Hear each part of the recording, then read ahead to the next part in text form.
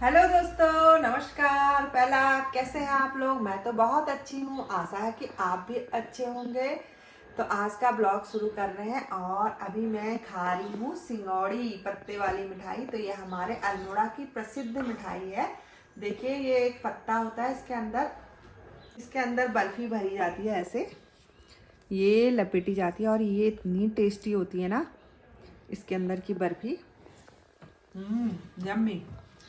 तो ये है हमारे वहाँ की प्रसिद्ध मिठाई सिंगौड़ी। और इसके ऊपर का मैं ब्लॉग बनाने से पहले ही नोच के खा चुकी हूँ।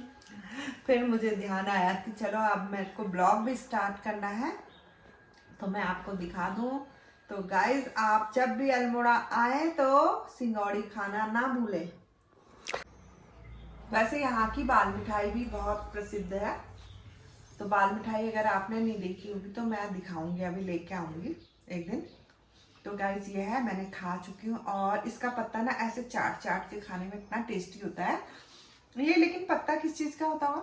मालू का कहते हैं। मालू कोई पेड़ होता है, उसका पत्ता होता है। मालू कोई आदमी नहीं होता है। मालूशाही। मालूशाही। तो ये है हमारे यहाँ की प्रसिद्ध सिंगौड़ी।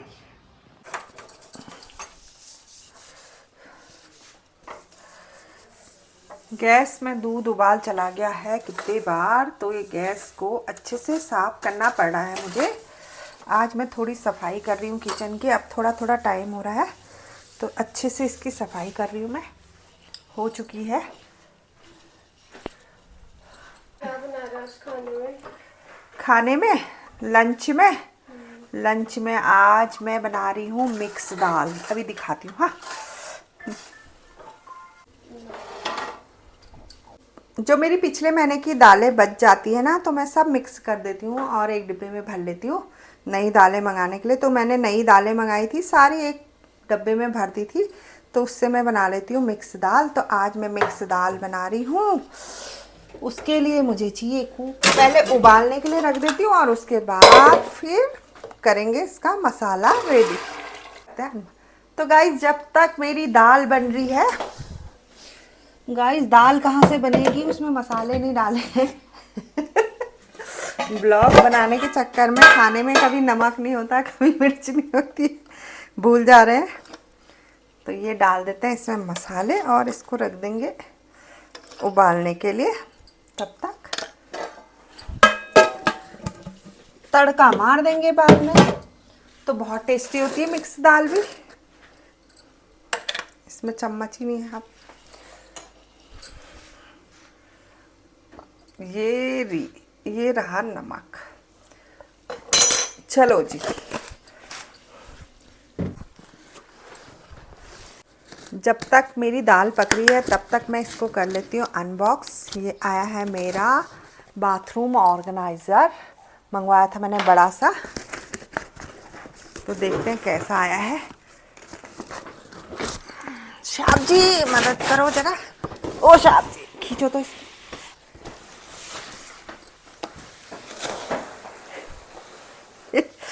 हो रही है अनबॉक्सिंग।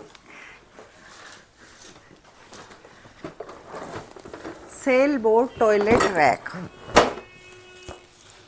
रैक मंगाया है हमने। टॉयलेट में रैक बनाना। हाँ, वॉशिंग मशीन के ऊपर लगेगा ये। हम बनाना भूल गए थे अपने वहाँ, ज़्यादा नहीं बना पाए, तो अब सामान रखने में दिक्कत हो रही है। तो हमने सोचा चलो रेडीमेड ही ख़रीद लो, कौन लगवाने में लगे रहे, ड्रिल वगैरह करवाए। तो ये है, फ्रंट ओपन मशीन के ऊपर से लगने वाला है। अब इसके चक्कर में मुझे एक काम और करना पड़ेगा, ऊपर से फ्रंट ओपन लानी पड़ेगी और टॉप वाली ऊपर पहुंचानी पड़ेगी मशीन। ऊपर तो बहुत सारे बने हुए हैं रैक्स, पहले से ही बने हुए हैं ऊपर के वॉशरूम में। तो मैं सोच रही थी कि जब मेरा सब सामान आ जाएगा तो तब आपको अपना वॉशरूम भी दिखाऊंगी। वैसे आप लोग कितने बार देख चुके होंगे। हेलो साहब जी। और हमारे साहब जी सोच में पड़े हैं, आज उनका एटीएम कार्ड खो गया है, बेचारे सुन्न हो गए। सुन्न हो गए, देखो कितने सुन्न हो रहे हैं, बोल ही नहीं रहे बेचारे, जुबान नहीं खुल रही उनकी आज। तो ये देखिए ये रैक है। बाथरूम में भी इतना ज़्यादा सामान हो जा रहा है आजकल किचन की तरह। पहले से तो कुछ ज़्यादा सामान नहीं होता था, लेकिन आजकल जो है ना बाथरूम भी इतना भर जा रहा है सामान से कि उसके लिए भी हमें इतना बड़ा रैक मंगाना पड़ा है। अभी जोड़ना पड़ेगा मुझे। अभी देखते हैं, ये आए हैं 3, कैसे जुड़ेगा। अब मैं पहले इसका स्ट्रक्चर देख लूँ।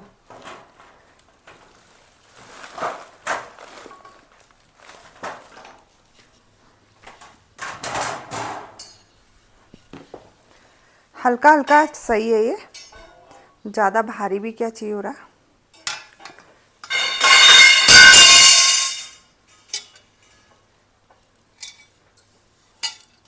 पहले इसको पढ़ लो, उसका मैनुअल इंस्ट्रक्शन।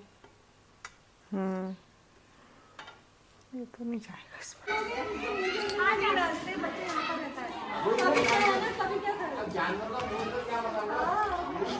शाम हो गई है और देखो बच्चे आ चुके हैं खेलने के लिए।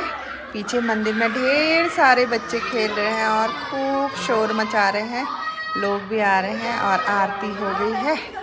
तो अब हम भी अंदर की तरफ चलते हैं और अपनी सब्जी वब्जी का देखते हैं।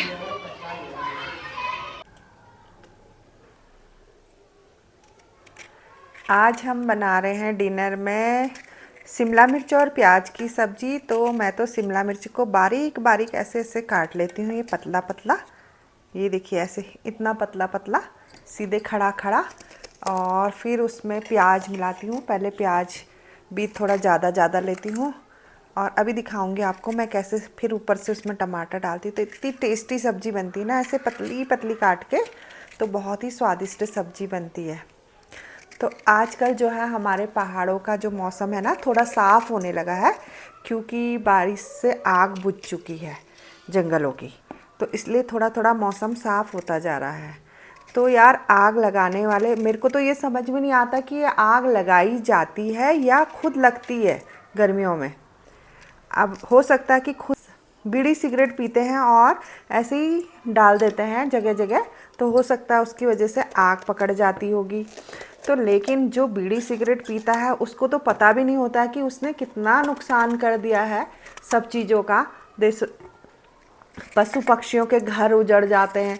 और परसों ही बागेश्वर की बात है कि एक भटजी थे, उनका ट्रक लदा हुआ था, सामान से भरा हुआ था, आया हुआ था बाहर से, उनका रेस्टोरेंट था। तो उसमें घी तेल राशन सब था और पूरा का पूरा ट्रक जंगल की आग की चपेट में आ गया। वो किनारे खड़ा था और बेचारे देखो उनको कितना नुकसान हो गया है ना।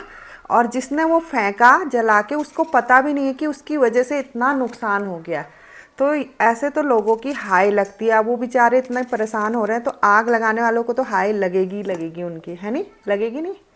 और अगर ये लोग जानबूझ के लगाते हैं आग, तो फिर तो ये इंसान कहलाने के लायक ही नहीं है कि अपने ही जंगलों को उजाड़ रहे हैं। एक दिन हम भी आ रहे थे रास्ते में, तो पूरा चीड़ का पेड़ जल रहा था बिल्कुल रोड के किनारे। तो ऐसा लग रहा था कि ये पूरा जल के किसी ना किसी गाड़ी के ऊपर गिर जाएगा।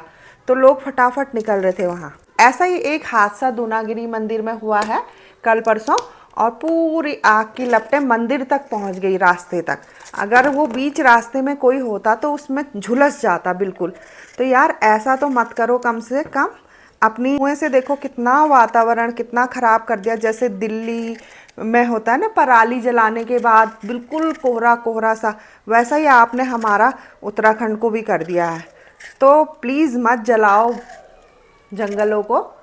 और प्रकृति तो अपना काम करती है, और कितनी मेहनत करनी पड़ी सरकार को। और नैनीताल के जंगलों की आग बुझाने के लिए तो भीमताल के ताल से जो है पानी ले जाना पड़ा, हेलीकॉप्टरों द्वारा पानी डालना पड़ा।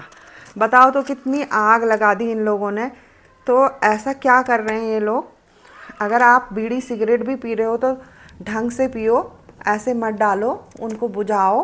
आपको पता तो है कि ऐसे आग लग जाती है, गर्मियों में पिरूल हुआ रहता है। और अगर आप जानबूझ के लगा रहे हैं तो ये बहुत गलत बात है। इसके लिए तो कानून बनना चाहिए और सज़ा होनी चाहिए बिल्कुल कड़ी से कड़ी। तो गाइस ये तो थी हमारे जंगलों के जलने की बात। तो जंगल जब जलते हैं तो हर एक इंसान को गुस्सा आता है, जो कि हमारे जैसे, क्योंकि हमारी प्राकृतिक संसाधनों का नुकसान होता है। और इसका फ़ायदा तो ये गांव वाले ही ज़्यादा उठाते हैं, जंगलों का घास वहीं से लेते हैं, लकड़ी वहीं से लेते हैं, हर चीज़ वहीं से लेते हैं। और फिर भी अगर ये लोग ऐसा कर रहे हैं तो पता नहीं क्यों कर रहे हैं ये लोग ऐसा, मुझे तो समझ में नहीं आ रहा। अगर आप लोगों को पता है कि ये आग कौन लगाता है, मतलब खुद लगाई जाती है या खुद लग जाती है, तो प्लीज़ कमेंट करके मुझे भी बताना, क्योंकि मैं आज तक नहीं समझ पाई हूँ कि ये आग लगाई जाती है या खुद लग जाती है। तो चलो गाइज़, हमारा तो इसी ये बात करते करते देखिए कट चुकी है। अब हम प्याज भी काट रहे हैं और थोड़ी देर में बनाते हैं बढ़िया मज़ेदार चटपटी शिमला मिर्च की सब्जी। ये देखिए मैंने सारी सब्जी काट ली है खड़ी खड़ी, ऐसे प्याज टमाटर और शिमला मिर्च। तो अब मैं बना रही हूँ सब्जी। और ये देखिए मेरी सब्जी बन रही है। और सबसे पहले मैंने इसमें प्याज डाले थे और वो ज़्यादा देर तक नहीं फ्राई करे, कच्चे कच्चे में ही फिर शिमला मिर्च डाल दी और थोड़ी देर शिमला मिर्च पकाई और उसके ऊपर से ऐसे टमाटर डाल दिए हैं। अब मैं इसको बंद कर दूँगी और बीच बीच में उलटते पलटते रहूँगी। तो गाइज़ मेरी तो बन जाएगी मस्त शिमला मिर्च की सब्जी। तो मिलते हैं ऐसे ही नेक्स्ट ब्लॉग में, तब तक के लिए बाय।